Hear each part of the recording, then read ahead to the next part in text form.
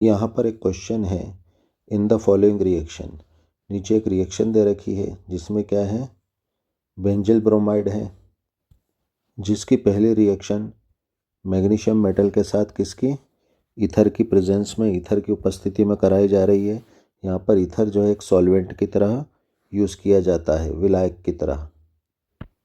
हम जानते हैं कि जो सॉल्वेंट होता है वो बिना ब्रेक हुए, बिना टूटे दूसरे सब्सटेंस को क्या करता है, घोल देता है, उसको डिसॉल्व कर देता है। और जो सॉल्वेंट के अलावा दूसरे डिसॉल्विंग सब्सटेंस होते हैं वो क्या करते हैं, दूसरे सब्सटेंस के साथ ब्रेक होकर, टूट होकर मिक्स हो जाते हैं और दूसरे सब्सटेंस को ये डिसॉल्विंग सब्सटेंस घोल लेते हैं। लेकिन सॉल्वेंट जो होता है वो क्या होता है, बिना ब्रेक हुए दूसरे सब्सटेंस से जुड़कर उसे डिसॉल्व कर देता है, घोल देता है। अब यहाँ पर मैग्नीशियम के बाद जो दूसरा रिएक्टेंट दे रखा है सेकंड नंबर पर, वो क्या है, हाइड्रोनियम आयन, यानी हमारा वाटर H2O ही है। क्योंकि हम जानते हैं वाटर का मॉलिक्यूल H2O होता है, लेकिन वाटर के अंदर बहुत कम मात्रा में जो है H3O वाटर मॉलिक्यूल जो है हाइड्रोनियम आयन की तरह भी प्रेजेंट रहता है। क्योंकि H2O से रिएक्ट करके क्या बना लेता है, हाइड्रोनियम आयन बना लेता है और साथ में हाइड्रोक्साइड आयन भी बनाता है। जैसे कि हम प्योर वाटर में कहते हैं कि जितने H+ होते हैं उतने ही क्या होते हैं, प्योर वाटर में OH नेगेटिव होते हैं। उसी तरह प्योर वाटर में जितने हाइड्रोनियम आयन होते हैं उतने ही हाइड्रोक्साइड आयन भी होते हैं। क्योंकि वाटर में, पानी में एक वाटर मॉलिक्यूल का ऑक्सीजन का लोन पेयर क्या करता है, दूसरे वाटर मॉलिक्यूल के H+ को अपने से जोड़ लेता है और यहाँ पर इस तरह से जो है क्या बन जाता है, H3O पॉजिटिव और जो है OH नेगेटिव हाइड्रोक्साइड आयन यहाँ पर बन जाता है। जो कि जैसा हमने बताया है कि वाटर के अंदर बहुत कम मात्रा में H3O positive hydronium ion present रहता है। तो यहाँ पर H+ देने वाला वाटर मॉलिक्यूल एसिड और H+ लेने वाला, प्रोटॉन लेने वाला वाटर मॉलिक्यूल बेस की तरह काम करता है, वर्क करता है। तो यहाँ पर हम इस हाइड्रोनियम आयन को जो है वाटर मॉलिक्यूल ही मान लेंगे। तो यहाँ पर पूछा जा रहा है द प्रोडक्ट X इज़, है ना।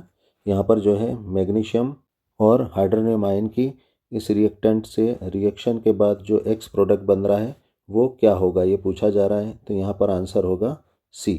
यहाँ पर जो है क्या बनेगा, टॉल्यूइन बनेगा। ये किस तरह से होगा, आइए हम देखते हैं। यहाँ पर हमें जो है पहली रिएक्शन किसके साथ कराना है, मैग्नीशियम के साथ कराना है। मैग्नीशियम एक मेटल होता है और हम जानते हैं कि मेटल की टेंडेंसी, प्रवृत्ति क्या होती है, इलेक्ट्रॉन्स को जल्दी रिलीज करने की, त्याग करने की। और मेटल में एक टेंडेंसी और क्या होती है कि ये जो हाई इलेक्ट्रोनेगेटिव जो एटम्स होते हैं, जैसे कि नाइट्रोजन, ऑक्सीजन, फ्लोरीन, इनसे जो है मेटल की जुड़ने की टेंडेंसी बहुत अच्छी होती है। तो यहाँ पर जैसा मैंने बताया, ईथर को सॉल्वेंट की तरह लिया गया है। यहाँ पर जो है हम टेट्रा हाइड्रो फ्यूरिन भी ले सकते थे, ये भी सॉल्वेंट का वर्क करता है, लेकिन जो है इस रिएक्शन के लिए ईथर बेस्ट होता है। तो यहाँ पर ईथर क्या करता है, इस बेंजिल ब्रोमाइड को घोलने का कार्य करता है और रिएक्शन को क्या करता है, आगे बढ़ाता है, ताकि ये बेंजिल ब्रोमाइड घुलकर मैग्नीशियम से रिएक्ट कर सके। तो ये मैग्नीशियम क्या करता है, बेंजिल ब्रोमाइड के कार्बन और ब्रोमीन के बीच में घुसकर बेंजिल मैग्नीशियम ब्रोमाइड बना लेता है, जिसे हम ग्रिग्नार्ड रिएजेंट भी कहते हैं। अब यहाँ पर जैसे ये एरिल हैलाइड है, ये जो है एल्किल हैलाइड के साथ भी यही वर्क करता है और क्या बनाता है, ग्रिग्नार्ड रिएजेंट का निर्माण करता है, फॉर्मेशन करता है। चूँकि यहाँ पर मैग्नीशियम मेटल कार्बन के साथ जुड़ा है तो इस कंपाउंड को जो है ऑर्गेनोमेटेलिक कंपाउंड भी कहते हैं, कार्ब धात्विक यौगिक, यानी ग्रिग्नार्ड रिएजेंट एक ऑर्गेनोमेटेलिक कंपाउंड का एग्जाम्पल भी है। अब यहाँ पर एक बात का ध्यान रखें, यहाँ पर जो है बेंजिल ब्रोमाइड की जगह अगर बेंजिल आयोडाइड भी होता तो भी जो है ग्रिग्नार्ड रिएजेंट बन जाता। अगर यहाँ पर बेंजिल ब्रोमाइड की जगह बेंजिल क्लोराइड होता तो भी ग्रिग्नार्ड रिएजेंट बन जाता। लेकिन अगर बेंजिल फ्लोराइड होता तो यहाँ पर ग्रिग्नार्ड रिएजेंट का फॉर्मेशन नहीं होता, क्योंकि हम जानते हैं फ्लोरीन की इलेक्ट्रोनेगेटिविटी बहुत ज़्यादा होती है और ये कार्बन से स्ट्रॉन्ग तरीके से मजबूती से बंधा होता है। तो ये मैग्नीशियम जो मेटल होता है ये यहाँ पर घुस नहीं पाता और ग्रिग्नार्ड रिएजेंट बना नहीं पाता। इसीलिए एल्किल फ्लोराइड या एरिल फ्लोराइड ग्रिग्नार्ड रिएजेंट का फॉर्मेशन नहीं करते हैं। तो यहाँ पर हमें क्या मिल गया है, ग्रिग्नार्ड रिएजेंट मिल गया है।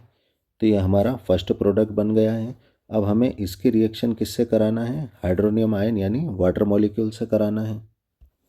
अब यहाँ पर बेंजिल मैग्नीशियम ब्रोमाइड की रिएक्शन जो है हाइड्रोनियम आयन से कराने पर, तो हमने बताया हाइड्रोनियम आयन क्या है, वाटर मॉलिक्यूल ही होता है।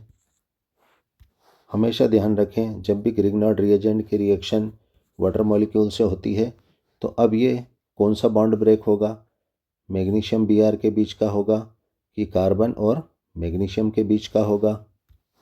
तो जैसा कि मैंने आपको पहले बताया था कि जो मेटल होता है, धातु होता है, उसमें इलेक्ट्रॉन्स को रिलीज़ करने की, निकालने की टेंडेंसी बहुत ज़्यादा होती है और इलेक्ट्रोनेगेटिव जो एटम्स होते हैं उनसे जुड़ने की, है ना, टेंडेंसी बहुत स्ट्रांग होती है। तो ये Br को तो नहीं छोड़ेगा, है ना, लेकिन यहाँ पर ये क्या C और Mg यानी आर्गेनोमेटेलिक जो बॉन्ड है इसको जो है यानी इसकी मैग्नीशियम के इलेक्ट्रॉन्स को रिलीज़ करने की, देने की टेंडेंसी बहुत ज़्यादा है। तो ये क्या करेगा, यहाँ से इलेक्ट्रॉन को छोड़ देगा, यानी ये बॉन्ड कहाँ से, यहाँ से ब्रेक होगा।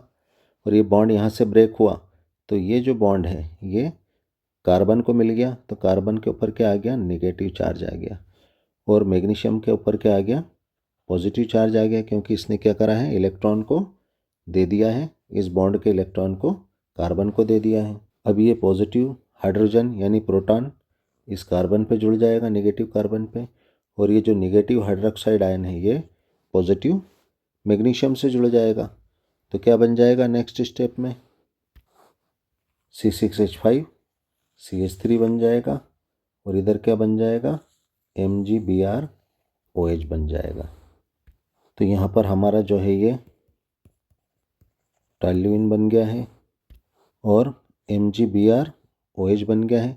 जैसा कि मैंने बताया था कि मेटल में जो है हाई इलेक्ट्रोनेगेटिव एटम से, एलिमेंट से जुड़ने की टेंडेंसी बहुत ज़्यादा होती है। तो इसने यहाँ पर जो है OH में ऑक्सीजन की वजह से मेटल ने इसको जोड़ लिया है। तो यहाँ पर हमारा फाइनल प्रोडक्ट X क्या होगा, टॉल्यूइन होगा। यहाँ पर एक बात का और ध्यान रखें, जो ग्रिग्नार्ड रिएजेंट रहता है ये सॉल्यूशन में कभी भी अकेला नहीं होता, इसके साथ हमेशा ईथर के 2 मॉलिक्यूल लिगेंड की तरह अटैच रहते हैं जो कि कोऑर्डिनेट बॉन्ड से बॉन्डेड होते हैं। Thanks for watching. वीडियो को लाइक कर देना, फटाफट सब्सक्राइब करो।